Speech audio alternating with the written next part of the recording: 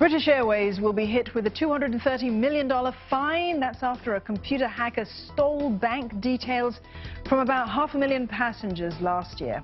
UK authorities will issue the fine, which marks the first penalty under the new EU data protection laws.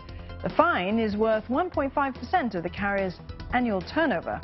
BA has defended their response to the online breach and said they were, and I quote, surprised and disappointed by the penalty.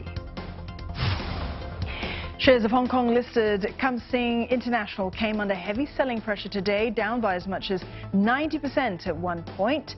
The chairwoman and controlling shareholder Lo Ching was reportedly detained last month and continues to be held in criminal custody in Shanghai. In a notice to the HKSE, the circuit board maker and entertainment services provider, said they were unable to ascertain the reasons for her detention. GOJEK has secured fresh funds from Japan, a co-investment by Mitsubishi Motors and Mitsubishi Corporation, and an investment from Mitsubishi UFJ Lease and Finance. GOJEK is one of Southeast Asia's largest mobile on-demand service and payments platforms, and the investments are part of its ongoing Series F funding round.